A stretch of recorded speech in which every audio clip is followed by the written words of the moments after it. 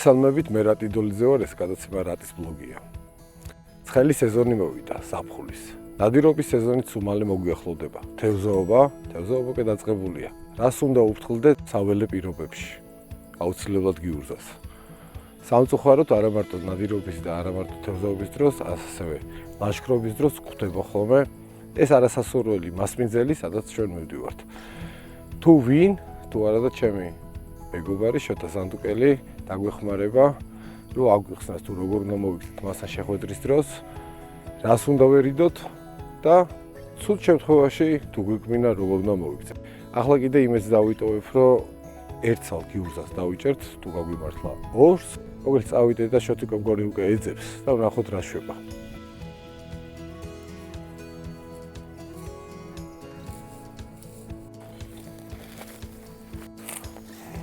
აი როგორც აღვნიშნე, შოთიკო ეძებს უკვე და ეძებს სად.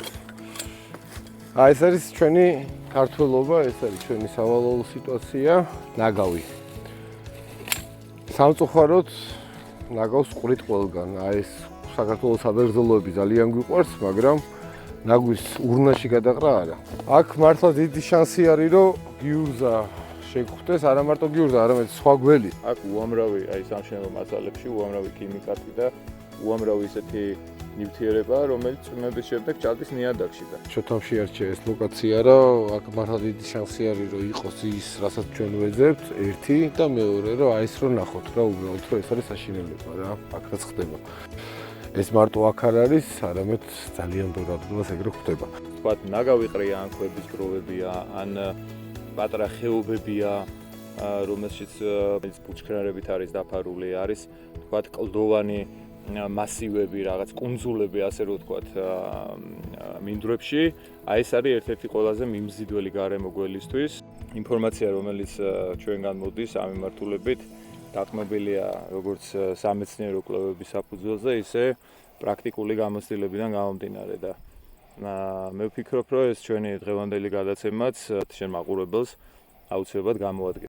ამ ინდივიდებს, ამ შოთა გასრიალდა და ჩემისა დაიჭენა. ან მე რა თვალი მაქვს. ეს არ არის გიურზა. იგივე წამოვიდა ბუჩქი. უნდა დამალვა. მე მოვა. ახლა როგორი კარგი ეგზემპლარია. ეს არის წითელმუცელა ცურავი, თორცდები. რომელიც საკმაოდ აგრესიული არის. არის წითელმუცელა მცურავი, რომელსაც ცოტა სახელი აქვს გაფუჭებული თავისი აგრესიულობიდან გამომდინარე. აგრესიულიც იმ შემთხვევაშია, როდესაც მისი დაჭერა გვინდა, როდესაც ვავიწროვებთ, როცა მოკლას უპირებთ ან დაჭერას უპირებთ. სხვა შემთხვევაში, რა თქმა უნდა, გარბის, როგორც ახლა ამ დროს ის ცდილობდა გაქცევას.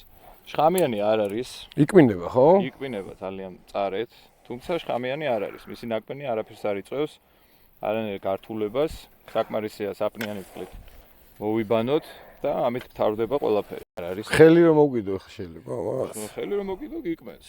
ხო და რამენაირად მინდა რომ წავა. მინდა რომ დაიჭერო. ო, აბა რა. აბა ეხლა ნამდვილად კპენა არ მინდა ამისი. აიცა, არა, დაიც გიკმენს ერთი წამი.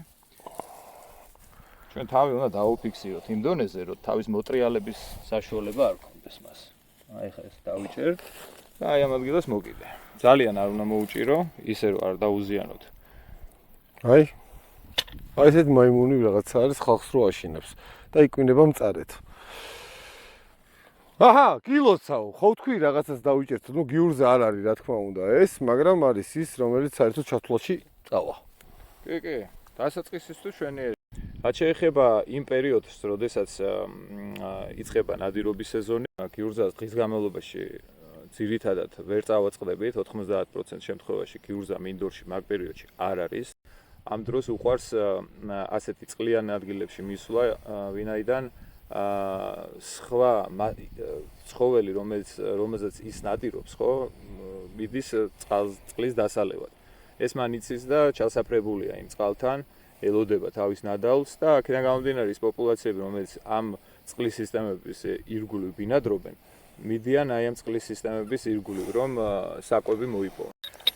ეს არის ყველაზე ისეთი საშიში გარემო, სადაც არ უნდა მივიდეთ რა. ნუ შეიძლება ადამიანისთვის იმდენად საშიში არ იყოს, ვინაიდან ის ერიდება გიურზას, თუ დაინახა, რა თქმა უნდა არ მიეკარება, მაგრამ ძაღლის შემთხვევაში ეს ნამდვილად საშიშია, იქიდან გამომდინარე, რომ თუ მან სუნი აიღო, ის აუცილებლად მიადგება ყველას. მე მინდა უსვათ უბრალოდ აღვნიშნო, სანამ ზე ჩასულა და მაქვს იმედი, რომ კიდე რაღაცას მოვიძიებთ, ახლა საღამოს პერიოდი ავარჩიეთ, იმიტომ რომ ძალიან ცხელოდა და საღამოს პერიოდში უფრო დიდი შანსი იყო, რომ ჩვენ გველის რომელიმე სახეობა დაგვეჭირა და გაამართლა კიდეს ჩოტიკოს აზრმა, რომ დილიდან არ წამოვედით, ესეთ უთენია. მინდა უბრალოდ თქვა, რომ თებერვლის შუა რიცხვებში სამწუხაროდ იცი შოთა რაც მოგვივიდა ჩვენ, რომ დღეათამზე ნადირობისას ერთ-ერთ ადგილზე კახეთში, მოკლედ გიურზამ დაარტყა ჩვენს ლეგ პოინტერს. და იზაღლი გადავარჩინეთ ხოლმე, იმიტომ რომ შოტიკოს რჩევებს დაუჯერეთ. სავალალო სიტუაცია იყო ძალიან ვინერვულად, მაგრამ შოტიკოს რჩევებმა გადამარჩინა ნამდვილად და აი ესე გამოვიდა. წავიდეთ ახლა შოთა, მოდი და მოვძებნოთ გიურზა, იმიტომ რომ მე რო დაგვიღამდება, ცოტა გაგვიჭირდება. მეც ახლა მართალი გითხრა, არა მაქვს პრობლემა, მაგრამ აი ჩემი ოპერატორი, ჩემი ძმაკაცი, ვინც ახლა ყველაფერს იღებს, ვიცი რომ ფეხის წვერებზე დგას. ცოტაც და მორჩებით განაცემის გადაღებას. შორიდან გადავნა.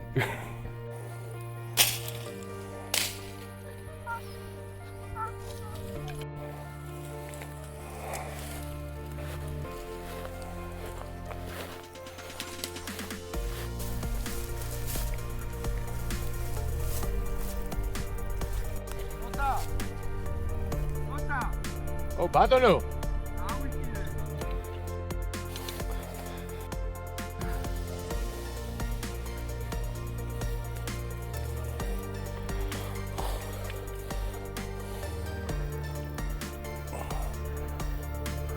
ეს არის გველხოკერა, ეგრეთ წოდებული ჟოლტა პოზიკი.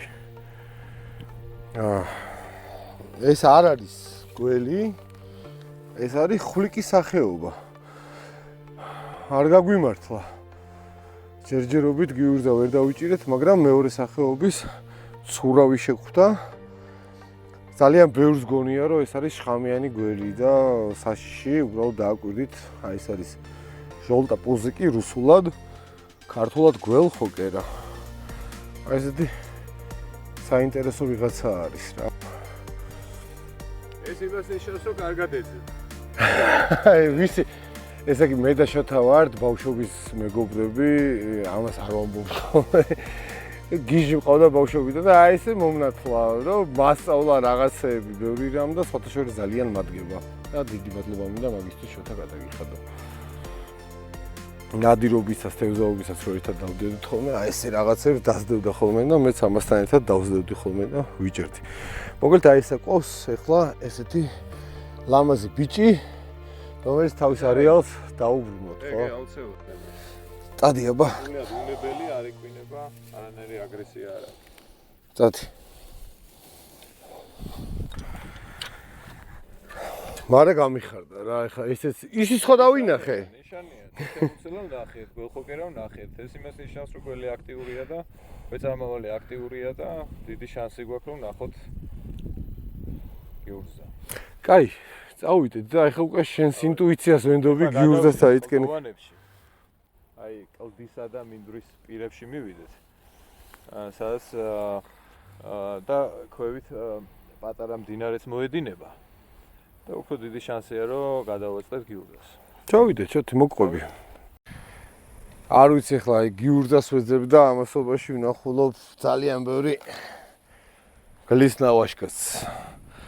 გელი ტურა, როგორც ჩანს ბოინი აქვთ, მოაქვთ ხორცებს ყრიან და შეჭმული არის სულ. ეს არის სულ ნავაშკას არის გლის და ტურის. აი გიურზების მე იმიტომაც ვეძახი შოთას ალბათ აი ჩემი აზრით არის ნომერ პირველი რა. მთლიან საქართველოში, მთლიან ამიერ კავკასიაში, აი ენას ამებურდა ახლა. აი ლადო მოდი, შენ როგორ გიყვარს ამის. აი შეხედეთ დედრი ძალიან კარგი შეფერილობის. ბოდიში მდედრი რო არის, საიდან ვიხდე? ნუ ცოტა რთულია თქვენთვის, თუმცა მე ავხსნე აი ყუდის მონაკვეთზე, აი ამ ადგილას მამრს უფრო ხილად აქვს და უფრო გრძელი კუდი აქვს. დედალს უფრო მოკლე კუდი აქვს და აქ ვიწროა. ეს არის მდედრი, ძალიან კარგი შეფერილობის. სხვადასხვა იშვიათი შეფერილობის არის ეს. ძირითადად უფრო მუქები არიან და ასეთი ეგზემპლარი რო შევხვდა ძალიან გაგვიმართლა სხვათა შორის ლამაზია. აი, უკმინა. ეხლა არ მითხრა ეს უნდა გაუშვოთ აქ ისეო. ეს თავისთავად თავის ადგილას უნდა დავაბრუნოთ. მოდი შხამი მაინტერესებს. აი, ჭიქა მათხოვე, აბა ვნახოთ. ეხლა ვნახოთ რა შხამს გამოუშვებს.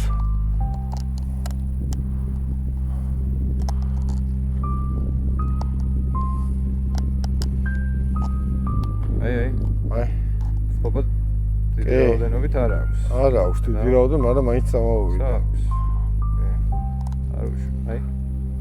ყვითლად რაც არის წვეთები. ეს არის შხამი.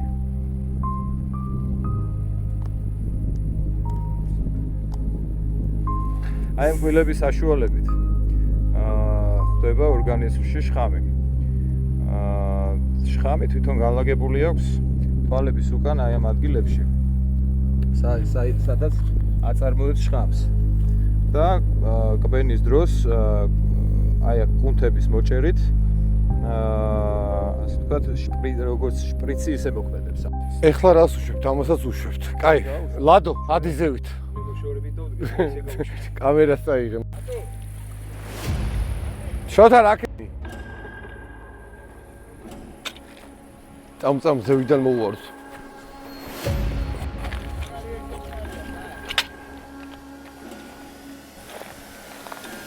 ხო არ გაგიქცა ეს.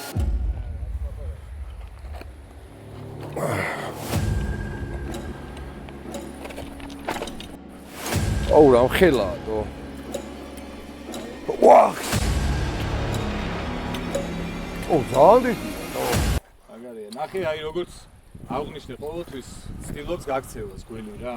ყოველთვის ცდილობს. მიუხედავად იმისა, რომ ეხლა მე ვცდილობ ის დაჭერა. ის აი მომზადებულია აი. აუ.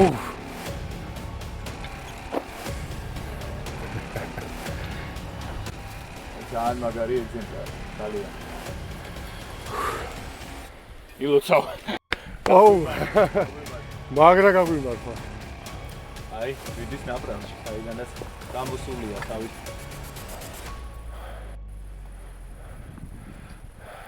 ზე ჩავიდა თუ არ გამოვიდა. ეს კლდეების ოდნავ თბილია. ეს მას სიამოვნებს. მოიკრებდა ძალას და გავიდოდა სანადიროდ. აი, როგორც აღნიშნე, ქვევით ხევია, წყალია. და დიდი ალბათობით აი ეს წყალი ქმნის იმ პირობას, რომ ასეთ კლდოვან არეში ეხლაც არიან. კაი, მოდი სტერეოტიპი დავანგრიოთ და რამხელა იზრდება გიურზა ყველაზე დიდი. აი, მოდი მე ვიტყვი, რომ სტანდარტულად გიურზა შეიძლება შევხვდეს მეტრ-ნახევრამდე. აი, დიდი გიურზები ასე მოიხსენიებიან, რომ სადღაც მეტრ-ნახევარი. თუმცა, ყველა გველი იზრდება თავისი მთელი სიცოცხლის განმავლობაში. არსებობს ყველა გველის გიგანტური წარმომადგენელი. ანუ გიურზამ, რომელმაც გადაიტანა ბევრი ზამთარი, გადაიტანა ძალიან ბევრი დაავადება, გაუძლო ყინვებს, გაუძლო ძალიან ცუდ ზაფხულს, სადაც საკვები იყო ძალიან ცოტა, გაუძლო დაავადებებს, ესე იგი სხვადასხვა მტაცებლებს, ადამიანებს გადაურჩა და მიაღწია თქვათ 15-20 წელს, ხო? უფრო მეტას აქვს. მაგ შემთხვევაში შეიძლება შევხვდეთ 2 მეტრს და 2.25 რას ლაპარაკო, მაგ ძალიან დიდი ზომაა, რომელსაც თავისუფლად შეუძლია მუცლის არემდე მოახდინოს დარტყმა. ლადო, ეხლა შეხედე მოდი ჩემთან ახლოში, ვიცი რომ გეშინია, მაგრამ მაინც მოდი. და ეხლა მოინდა შოთ, რომ ერთი შხამიც ვნახოთ რამდენი აქვს, ჭიქა წამოვიღეთ გონი და ანუ ავიყვანოთ ესეც ხო ხელში. ავიყვანოთ ხელში და უბრალოდ მაინტერესებს ეხლა საკმაოდ დიდი ეგზემპლარი არის. ფერითაც განსხვავდება, ფერი აქვს ბევრად უფრო მუქი. რატო აქვს სხვადასხვა? უკია, მაგრამ აი თუ ეს დედალია თუ მამალი ვიცით უკვე? არ ვიცი, რა შევხედავ. აქეთ არ წამოვიდეს. ეს მამრს გავს, თუმცა ხელში აყვანის შემდეგ უფრო მივხვდებით, იმიტომ რომ აგენ მალავს. კაი, მოდი ავიყვანოთ, მაშინ დრო აღარ დავკარგოთ და პოზა ნახე როგორი აქვს. ის მაქსიმალურად ცდილობს მთელი ტანი ასე თქვა დაიცვას და მისი დაცვის საშუალება მხოლოდ ყბენა. ნუ გაქცევას თუ არ ჩავთვლით. ეს ყბენას აპირებს ლადო შენზე ახლა რო იცი. რამდენჯერ დააპირა გაქცევა. მიხვდა რომ გაქცევას აზრი არ აქვს და უკვე ისეთი პოზა მიიღო რომ დაიცვას მთელი თავისი სხეული. აქედან გამომდინარე თუ მას ხელს მიუტანს ვეცდებით მის დაჭერას საუცილებლად გვიყვეს. აი ხა მიუიტანე და საერთოდ რეაგირება ნული აქვს, მაგრამ ეს იმას არ ნიშნავს, რომ უნდა გაუთავმავდეთ და ხელი დაიჭიროთ.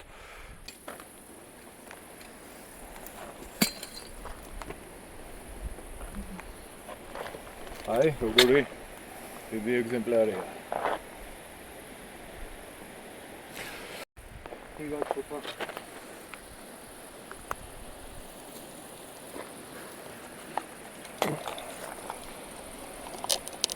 რა გაბრაზებულია. რამდენი წამოიღო ამან? მე კიდე.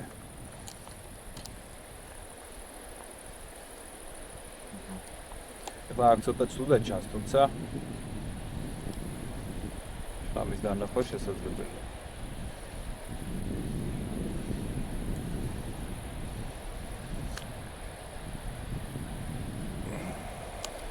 ეს არის ხამი. ბევრი აქვს ამას ბევრად ვიდრე იმ დედალს ქონდა.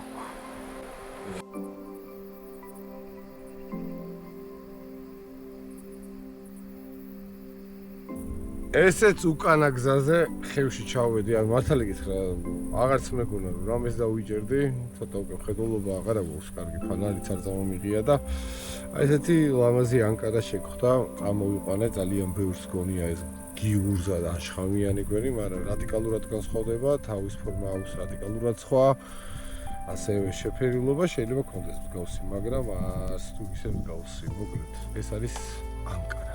ყლის, რომელიც არის შხამის გარეშე, იკვებება თევზით, იკვებება ბაყით.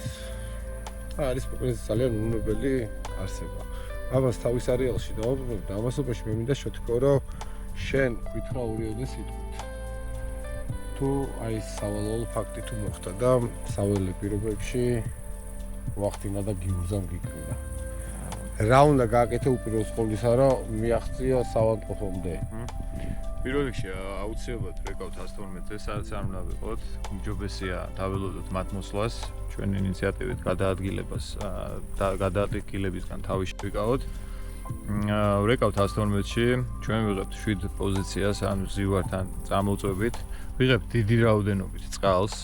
არც ერთ შემთხვევაში არ შეიძლება ლახტის დადება, არ შეიძლება დასერვა, ამოწვა, კიდურზე თუ გვიყვინა კიდურის მოჭრა, იმიტომ რომ ძალიან ხშირი შემთხვევაა ესეთი, რომ გველის ნაკმენის შემდეგ იჭრიან ხოლმე ან თიცან კიდურს და ეს რა თქმა უნდა ამას უარეს შედეგებად მივყავართ რა. ერთადერთი რაც არის ყველაზე კარგი, ეს არის დიდი რაოდენობით წყლის მიღება. დექსამეტაზონი ამ დროს ძალიან კარგი, თუ შაქრიანი არა ვართ, შაქრიანებს დექსამეტაზონი არ უხდებათ. და თუ რაიმე შევატყეთ, რომ ალერგიული ფონი გვაქვს, რა თქმა უნდა, ანტიჰისტამინი რაიმე უნდა მივიღოთ, აუცილებლად ტკივილების შემთხვევაში ძალიან კარგია. პარაცეტამოლია ძალიან კარგია ამ შემთხვევაში. სუპრასტენი ერთ-ერთი კარგი ანტიჰისტამინი ამ დროს და ველოდებით სასწრაფო სამედიცინო დახმარებას. სხვა ჩვენ არაფერს არ ვაკეთებთ და ამ დროს თუ ვერ მოდის მითიხარ შენ კი, რა თქმა უნდა, აუცილებლად უკვე იმაში. ყველაზე საშიში ამ დროს არის, როგორც ფუტკრის, კრაზანის და სხვა შხამიანი არსების დაკმენის დროს, ეს არის ანაფილაქსიური შოკი. მოკლედ, რის თქმა მინდა ახლა შოთასთან ერთად ყოფნა საველე პირობებში არის ერთი სიამოვნება, იმიტომ რომ ადამიანი, რომელიც ენთუზიაზმით არის შეფლობილი ამ საკითხზე, ადამიანი, რომელიც ძალიან დიდი ხანია ემსახურება ამ საკითხს. ჩემი აზრით, ნომერ პირველი არის საქართველოში და არა მარტო საქართველოში, არამედ ამიერკავკასიაში. ამაზე მაგარი ჰერპეტოლოგი მე ნამდვილად არ შემხვედრია და კიდე ერთი მინდა ვთქვა, რომ მადლობა, მინდა გადაგიხადოთ დღევანდელი დღისთვის. დიდი მადლობა რადგან შევთ, იმიტომ რომ მართლა საკმაოდ შემეცნებითი იყო, გავგვიმართლა და მადლობა ღმერთს იმისთვის, რომ შევძელით და ამას გავუშვებ რა თქვენის ნებართვით. ავიდეს ეს მეთოზეა რა, თავისებური და იყოს საცხალი. რადიკასიადი. გაქრა. აკრა უკვე 2 წამში, რაღაც ჩანს. დიდი მადლობა რატი მოწვევისთვის შენ გადაცემაში. მე ყოველთვის ვცდილობ მაქსიმალურად რომ არასდროს უარი არ ვქვა ასეთ დროს, იმიტომ რომ რაც მეტი ეცოდინება ადამიანს ამა თუ იმ სფეროს შესახებ, მით უკეთესია, ხო, თავისთავად, როცა თან ესეთ თემას ეხება.